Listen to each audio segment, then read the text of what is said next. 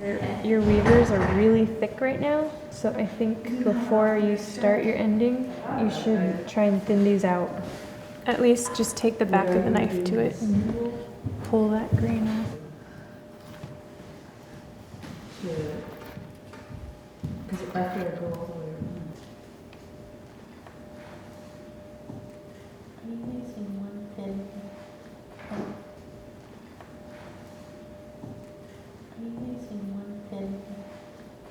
So, just as before, you're gonna right over left, make your X. This is gonna come back and behind.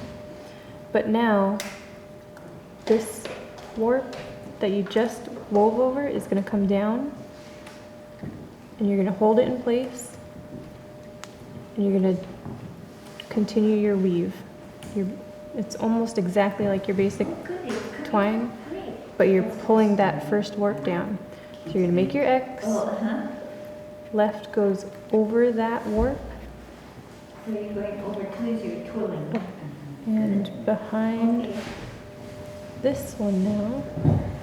The danger when twirling is you'll pull too hard too, so be careful. This one comes down between, Just take it back a little, okay? make your X. The left goes over the warp and behind this next one.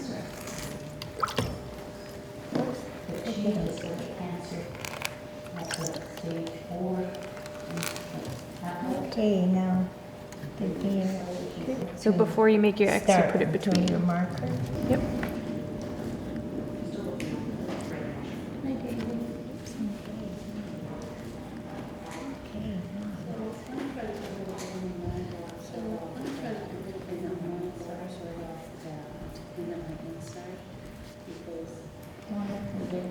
Right over every time. Don't let them get tangled Right over every here. time. So that one comes down, right over left, left goes up, and then left goes up and around. So Ariel is getting close to the end of this row. So again, she is taking that left warp, pulling it down between the two wefts, crossing the right over left. Her working weaver comes up and behind the next warp. Do I do this one? Mm-hmm.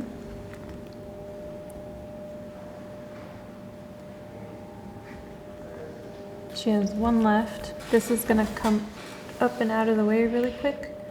We're just gonna hold it in the back. This one has to be needled into the space right here. That one doesn't have a warp in it, so we're just gonna needle that through, and that's gonna lock it in place.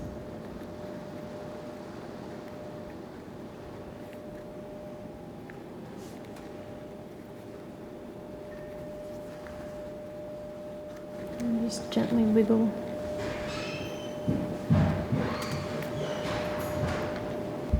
And give it a nice tug. This strand here is gonna come underneath this, your first warp. You just pull that out a little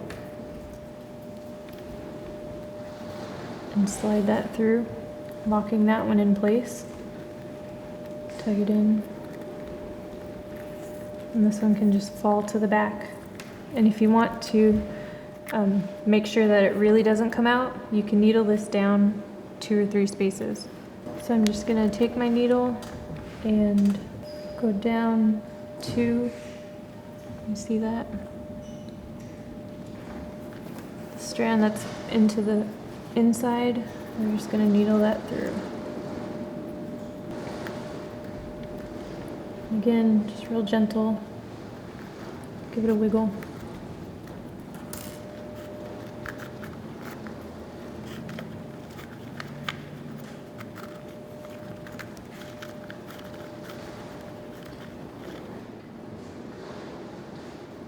Now that everything's locked in place, you can go along your edge and just kind of tug on all of these and make sure and try and get a nice even row all the way along. And you can see right here that the start, it dips down. That's okay, that's natural. That's just how you've woven the basket, is a spiral. But if you want to tug on these ones just a little bit harder to kind of get that consistent even row, go for it. Once this is completely dry, she can then cut very carefully the rest of the warps off, and it'll have this nice, really pretty edge, and she'll be able to see her design again. But you want to wait until it's completely dry, because the red cedar is going to shrink as it dries. And that's it. That's your ending. All this stuff on the inside, she's been trimming along the way. These ones that have been tucked behind, they'll get trimmed when it's all nice and dry as well.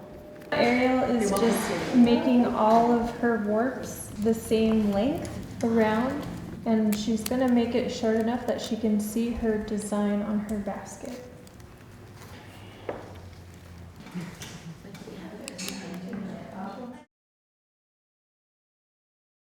So this is a traditional Metlakatla Tsimshian edge that you'll see quite a bit. You see it quite a bit in the Jack Hudson Metlakatla basketry collection. So to start out, you've gone one past your beginning, and you're going to loop these first leadies to leave space to weave the ending. And you're going to 2-ply twine over each one. So you're attaching this loop to the next leadie. And then you're taking this next one and you're twisting it. So this is the variation. You are not coming straight down. You are twisting and pulling down. Oh, but we want to make a loop.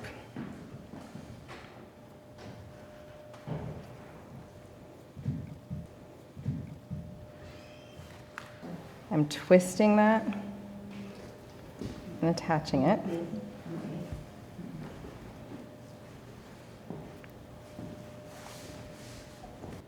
Now that I've got these 3 loops, I'm going to bring them all the way, the rest all the way down. I'm going to twist and pull that down snugly and do the twine over the top all the way around the basket.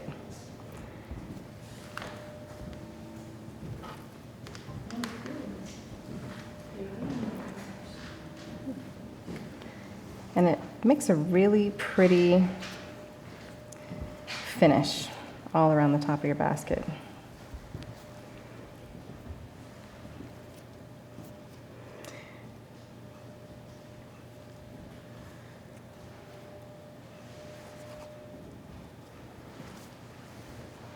Do you ever thin out your warps at the top here to get a nice tight edge, or do you want it to be the same as the sides?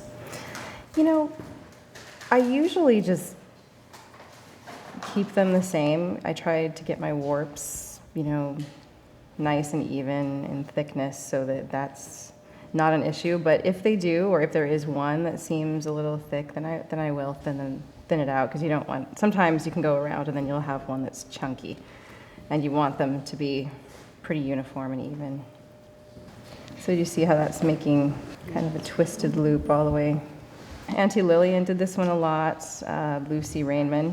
Lucy Rainman and Auntie Lillian Buchert, were really good friends, and for a long time they traveled around teaching basketry, and they were a basket teaching team, I would say. And so they shared a lot of techniques. You can see really good that fold in there. You want that nice flat fold before you do your stitch.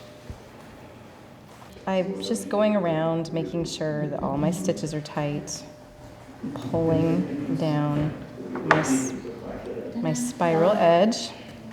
This has that kind of twist pattern all the way around your edge. And so now I'm going to weave through these loops, and each one of these I will treat as a warp. This one right here is doubled over, and this one's doubled over, but I'm going to treat it as one.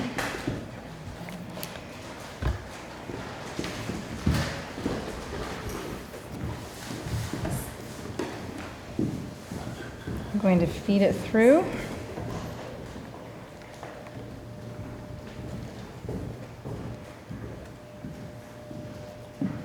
Turn that down and stitch over the top.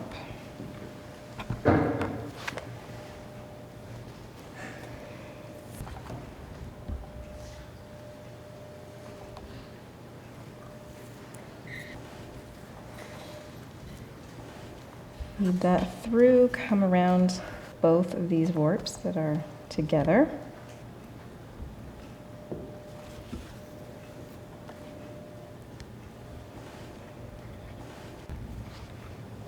Stitch over.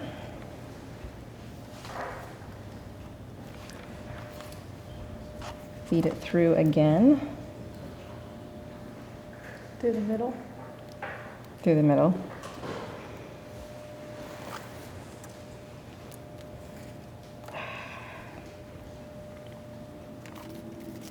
And you hope that doesn't happen, but we'll work with it.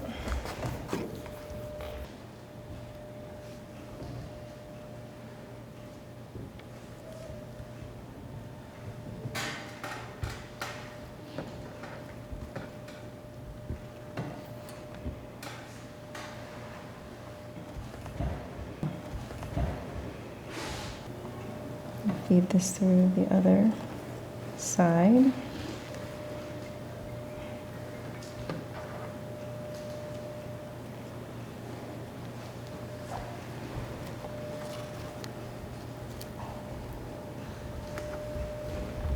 Over that top.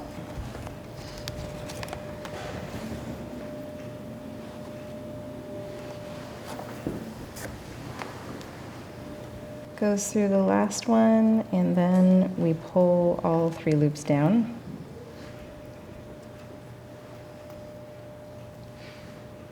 Tight.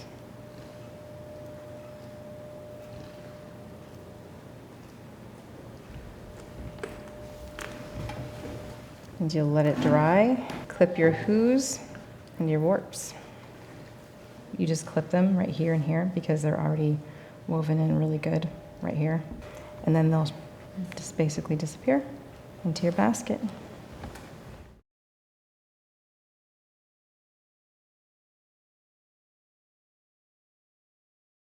We're working on Flora Mather's finish to the inside, and it has this beautiful twisted look to it. So we're going to take our right weaver and cross it over. Our working weaver is going to come behind, but it's going to stay there for just a second. And this warp that we're working with, we're going to give it 3 good twists. 2, 3. And we're now going to take our next warp, go in front and between, lay it down in the back, and we're going to finish our twine with that working weaver right on top. So that's going to lock it in place. And we're going to do that again, make our X, bring our working weaver up between, twist, twist, twist. It goes in front of the next warp and between that space. And now our working weaver comes right in between that space as well, on top of that warp. We're going to pull it snug. It's going to lock it in place. So again, we made our X. It's going to come up in the space, rest for a second, twist, twist, twist, in front of the next warp and behind, We're going to pull that working weaver back up and over that twisted warp for that beautiful finish to the inside. And once we get all the way around our basket, we can go back through and just give these warps a nice little tug to make the edge of our basket nice and flush and even.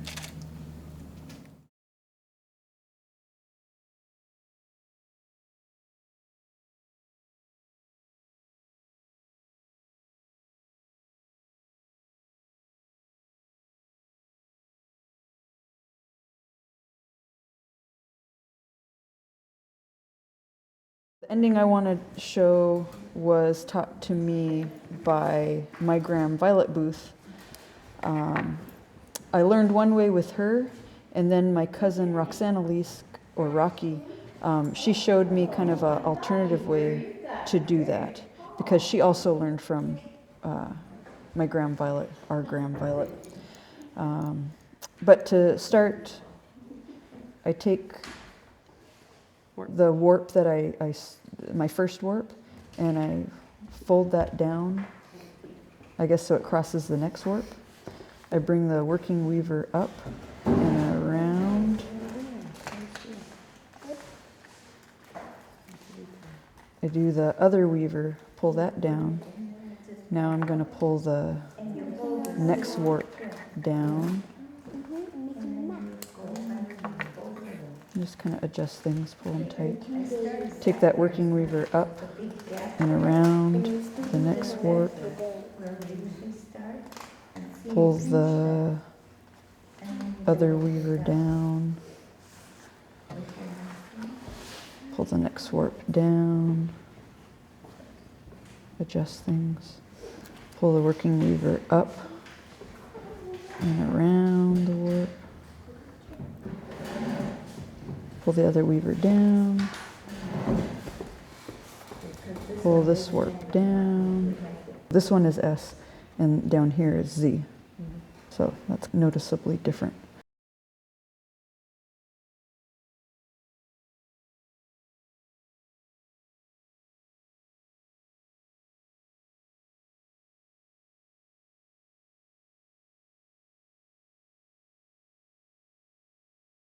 So I'll go all the way around, keeping these, or making these loops here with the warps. And when I get here, I'll feed my remaining weft all the way around the loops. And once I do that, I'll start to pull these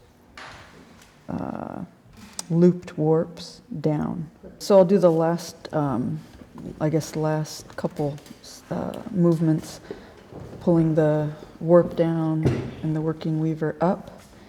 And this time, because I've got a loop there, I'm going to go through that. I'm going to cut the end of my working weaver. I'm going to cut it almost like a needle so it can go through that loop easier.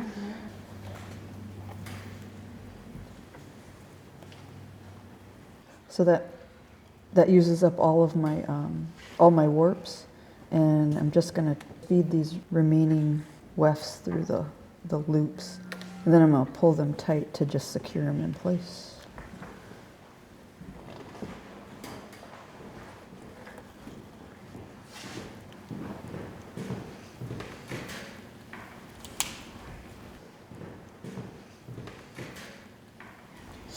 So they're both through there, so I'll just pull these down.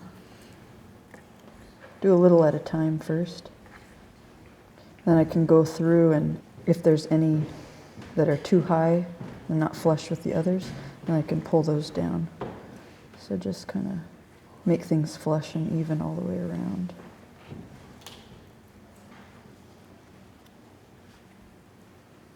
Then do you cut it right away or do you let it dry? I'll let it dry. I'll maybe if I have a rubber band or tie a piece of cedar around the warps that are folded down. That way they kind of will dry down instead of like out and away from the basket. Then after everything is dry, then I'll go and decide how I want it to cut cut the warp, because maybe you want to cut it just in line all the way around, or you can get fancy and maybe cut at a diagonal or something to add a little different, I guess, look. I finished weaving it yesterday and let it dry overnight, and it's really dry. So now I'm going to clean it up by cutting off the false embroidery tips and the tips on the ending, and then any other little strands that are outside or inside the basket.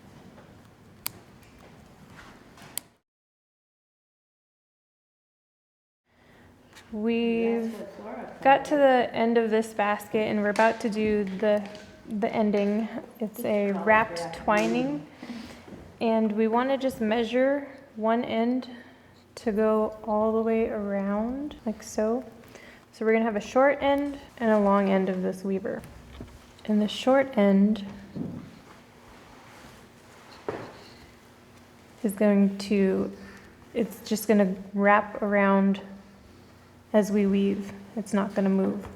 And what Flora would do, Flora Mather, is she would take this first warp and bend it in half. She would do one compact twine to the next warp. And hold that in place.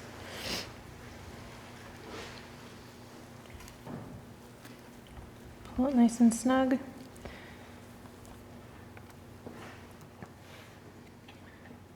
Do another compact twine, which will bring our short piece right back to where we need it, behind that warp. And now we're going to start the wrapping. So we'll take the one that we just wove around, and we're going to lay it on top of that short weaver, and take our working weaver and wrap it around both of those pieces.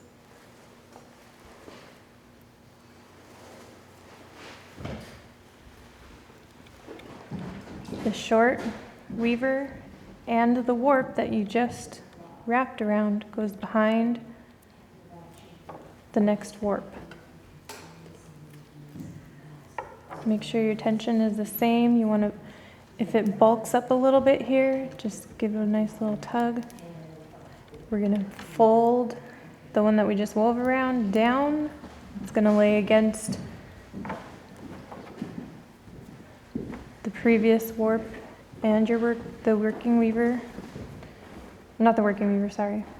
The short weaver. Working weaver comes around and it wraps behind all three of those pieces. Like that. Okay. Give it a tug, tighten it up. I'm going to do it one more time. So now you have these three pieces that are going to go behind the next warp. What's the other?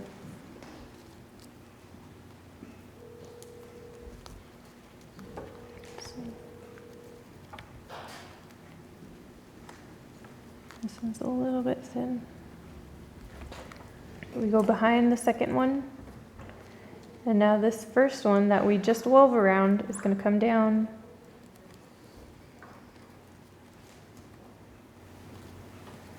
And it's going to get wrapped with the others.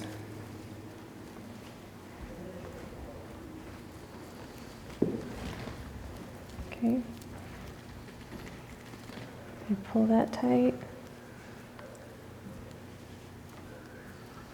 We've got 4 pieces here that are going to, if we keep doing this, it's going to get thicker and thicker and thicker as we go along. So when you're laying these on top of that warp that's going all the way around, you want to make sure they stay in the same pattern that they went down. So this is the very first one that went down, this is the second one, and this is the third. But because it's going to keep getting thicker, we need to cut that first one as close as we can so that we have a nice even consistency all the way through. So I've again, I have 4 strands here. I'm going to pull these 2 back away. This is my weaver, that stays down. This is the first warp that came down and across. I'm just going to cut it as close as I can.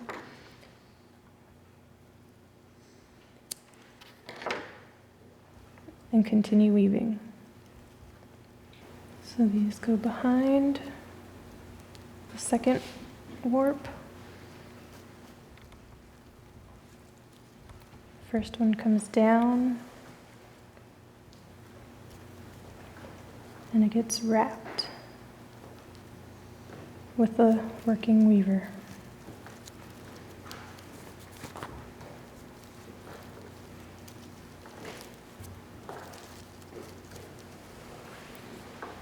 Give that warp that you just pulled down a nice little tug. Okay, so now I have, again, these 3. I'm going to take the bottom, I'm going to cut that away, because I'm always having 3 strands.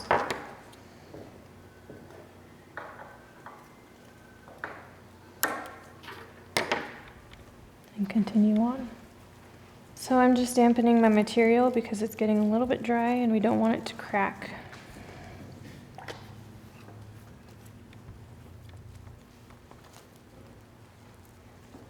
It broke in half and it's a little bit shorter. So should I just not cut?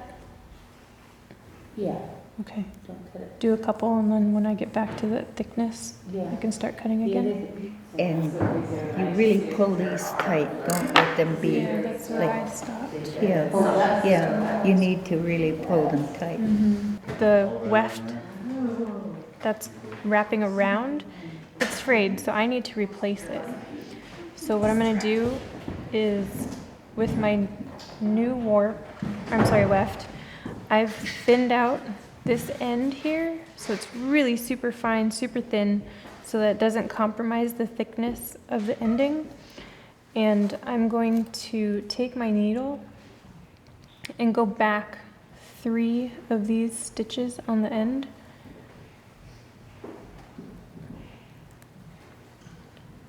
Just very gently underneath that wrap.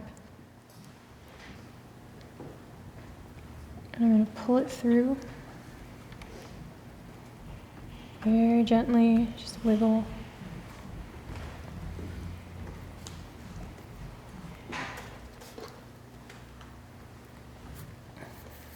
And before I pull it all the way through, that thin end, I'm going to tie a knot so I don't pull it out. Pull it through, and that's going to lock it in place right there. And then it's going to come right behind here, down, and on top of that one that I'm replacing. Okay, and then we can just continue on with our normal weave. And this is not a place that you want to be adding, but it happens, so.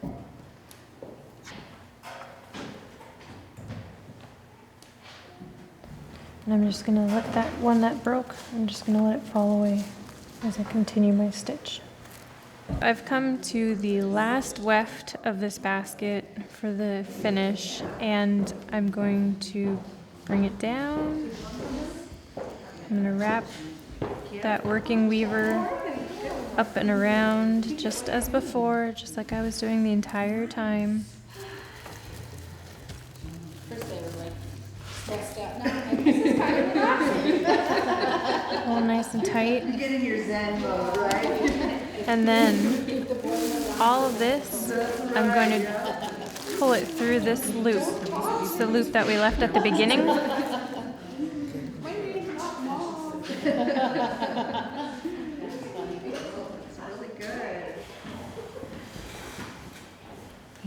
And then before you cut anything, pull those 2 through that, the one little loop and then the next one.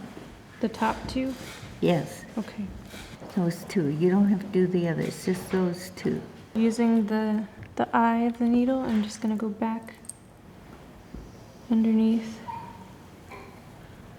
these two, right? Right. And one at a time. And you thinned it out, so. I did. Okay. I thinned it out.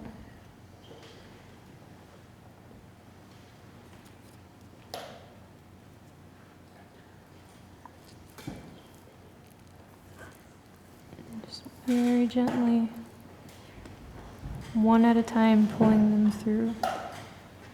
And now I'm gonna do the second one.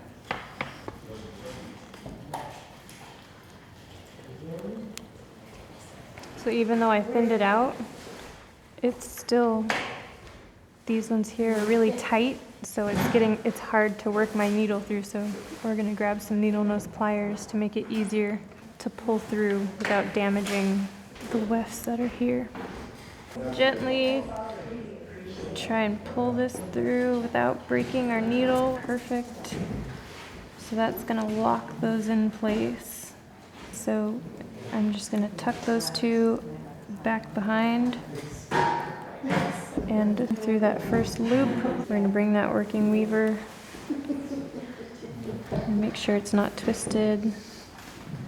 Bring it up and then tug on that to make it nice and tight.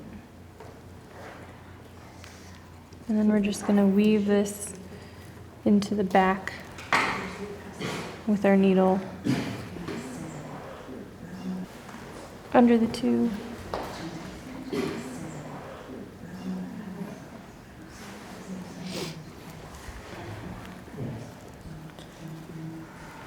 Some gentle, perfect.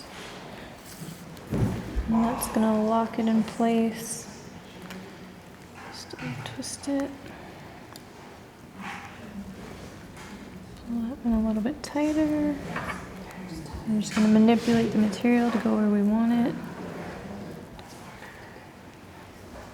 Again, just put that to the back, lock it in place, and there's our edge. And you can see in the back it has this really nice, pretty, almost like a coil all the way around.